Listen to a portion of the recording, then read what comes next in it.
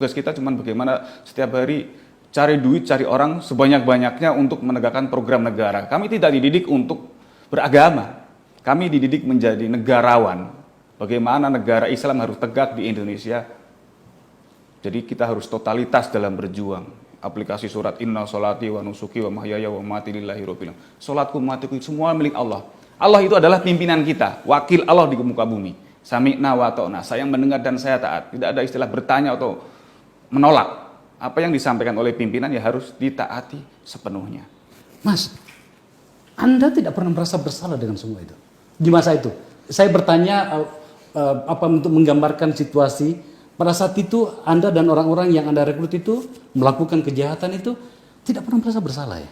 Saat itu tidak merasa bersalah karena yang kita lakukan ini adalah kondisi perang. Dalam kondisi perang ya termasuk hari ini dalam kondisi jahiliyah kita boleh melaksanakan amalia-amalia termasuk fa'i tadi, harta rampasan perang. Karena setiap hari kita selalu dijejeli dengan ayat-ayat. Termasuk kita harus setiap saat harus merekrut orang sebanyak-banyaknya, cari dana sebanyak-banyaknya. Dan target kita bukan hanya muslim. Nasrani, Hindu, Buddha kita menjadi target. Kenapa? Kita bicara tentang wawasan kebangsaan. Bahwa negara ini hari ini tidak konsep hukum Tuhan. Undang-undangnya KUHP, peninggalan penjajah Belanda. Namanya undang-undang penjajah nggak akan pro dengan masyarakat. Seberapa bagus organisasi Anda sebenarnya di masa itu ya? Bagusnya menurut saya karena di sini militan. Dan militansi itu terbangun karena kita punya lawan. Lawannya siapa? Negara. Okay. Jadi untuk meruntuhkan sebuah negara nggak bisa lewat ADART, ormas misalnya. Walaupun mereka faktanya di lapangan menggunakan ormas. Jadi negara harus lawan negara. Sistem lawan dengan sistem. Makanya mereka katakan sistem yang tepat adalah negara Islam atau khilafah Islam.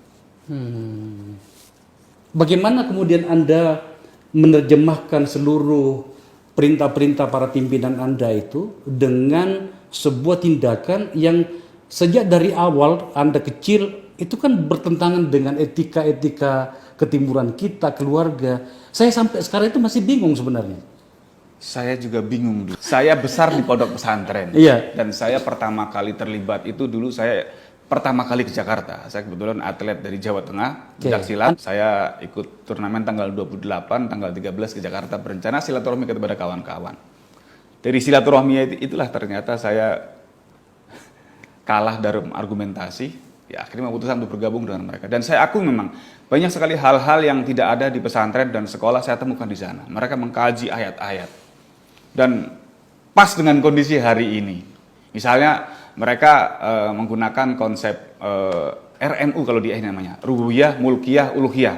Karena ayat kita bahwa kita harus masuk ke dalam Islam secara kafah. Nggak boleh separuh-separuh, ibarat pohon mangga. Akarnya mangga, batangnya mangga, buahnya pasti mangga. Jadi masuklah ke dalam Islam secara kafah. Umat Islam tinggal di negara Islam menggunakan hukum Islam. Nggak bisa pakai hukum jahiliyah. Hukumnya KUHP, Pancasila. Nanti ada pertanyaan, bagus mana ciptaan manusia dengan ciptaan Allah? Bagus ciptaan Allah. Bagus mana Quran dengan Pancasila? Jomplang pasti kan. Bagus mana negara Islam dengan negara kafir? Kita dijelaskan dan selalu menggunakan, dijuluki dengan ayat. Kita dibuat benci dengan Pancasila sedemikian rupa. Dilandasi dengan ayat. Misalnya, di Al-Quran ada surat Al-Baqarah, yang artinya sapi betina. Jadi kita dijelaskan bahwa dalam surat Al-Baqarah itu ada sebuah cerita. Nabi Musa mendapatkan wahyu agar disampaikan kepada umatnya. Supaya umatnya memotong sapi betina. Umatnya bingung, wahai Nabi Musa, sapi yang seperti apa yang harus kami potong? Yang warnanya kuning, tidak tua dan tidak muda, belum membawa majak tanah dan sedap dipandang mata. Yang dijadikan sumber dari segala sumber yang undang-undangnya melawan hukum Allah. Nanti tanya, umat Islam untuk memutuskan perkara, sumber dari segala sumber hukum apa? Quran. Di Indonesia, kalau kita melakukan kesalahan, sumber dari segala sumber hukum yang memutuskan perkara, Pancasila, Undang-Undang Dasar 45. Berarti kamu masih punya dua sumber, coba ucap syahadatmu. Tidak ada Tuhan selain Allah, tidak ada hukum selain hukum Allah. Kamu masih punya dua sumber hukum, kamu masih bermain-main syahadatmu dengan Allah. Kamu harus bersyahadat pulang. Memang kalau orang setengah-setengah lewat barang itu ya. Lewat barang itu. Dan perekrutannya pengkondisian, satu korban 5 perekrut ketika zaman saya. Korbannya laki-laki yang rekrut 5 perempuan cantik yang hobinya sama dengan korban. Hobinya misalnya suka fotografi. Kita siapkan 5 orang yang suka fotografi dan rekrutnya tidak di masjid, tidak di musola. Di tempat-tempat umum, di kafe, di food court, di taman yang orang tidak curiga. Dan mereka sugestinya dibangun menggunakan pengkondisian misalnya begini. Satu korban ini kan jual kucing Anggora di pasar misalnya. Ketemu dengan 5 orang yang pengen beli nggak punya dana. Disetting bahwa ini adalah anjing. Orang pertama bertanya, anjingnya bagus ya? Bukan, ini kucing. Orang kedua bertanya lagi, berapa harga anjingnya? Bukan, ini kucing. Sampai kelima mengatakan ini adalah anjing. Akhirnya yang punya kucing ragu, jangan-jangan ini anjing. Karena semua orang mengatakan ini adalah anjing. Sistem cuci otaknya sampai Dan di sebegitu sana ya? bukan binatang, ini kitab suci. Kamu melawan kitab suci, kamu berarti orang kafir. Kamu melawan Islam, kamu anti-Islam dan lain sebagainya. Jadi anak-anak yang gak kritis seperti saya dulu, iya ya ternyata selama ini kita sudah menduakan Allah.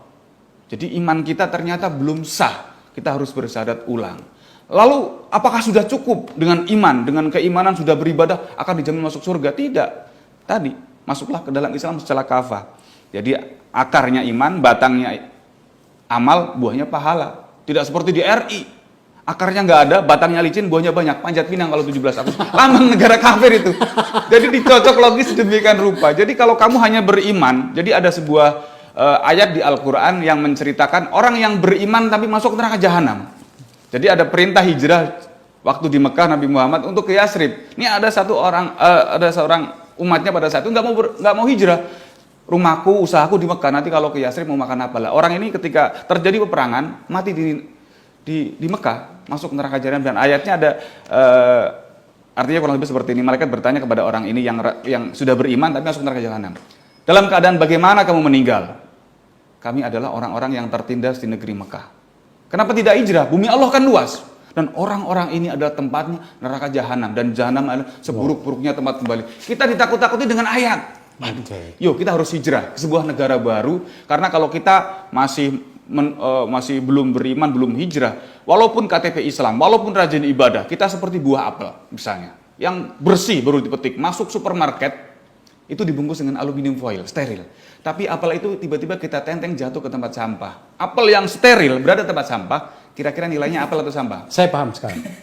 Setidaknya pada cara berpikir NI ketika Anda masih di sana dulu, apa sih sebenarnya yang mereka pikirkan umat Islam versi Anda pada saat itu? Itu tentang masa depan Islam. Apa pandangan mereka tentang teknologi dan segala macam? Teknologi kita manfaatkan. Okay. Jadi dulu belum ada HP, kita masih pakai pager ya. Jadi 24 jam kita bergerak, kita seperti robot. Tadi konsepnya sami nawatona. Jam 2 malam ketika pimpinan bilang berangkat rapat, semua berangkat. Jadi kita seperti robot yang bisa diperintah kapan saja untuk pimpinan. Seperti peternakan ya? Ya, ini peternak dan menurut saya ini lebih jahat. Ini tragedi kemanusiaan kalau ini. Atas nama agama. Bagaimana semangat anak-anak muda yang ingin belajar agama, ketemu dengan guru yang salah, akhirnya dia jihadnya jihad yang salah. Dan ini masuk tidak pandang sisi pendidikan, usia. Sekarang radikalisme ini yang bencian kepada ditanamkan dari usia dini, usia PAUD, lewat sekolah-sekolah. Pernah dengar lagu Tepuk Anak Soleh? Islam yes, kafir no. Ini banyak diterjemahkan, anak-anak ini nggak mau bergaul dengan temannya yang agamanya beda. Kan agamanya bukan Islam. Orang Islam nggak boleh berteman sama mereka. Kalau berteman, ayatnya nanti kita serupa dengan mereka. Jadi anak-anak nggak mau bergaul. Diajak ke mall, itu mall buatan orang kafir gitu kan. Dan itu terjadi. Artinya apa?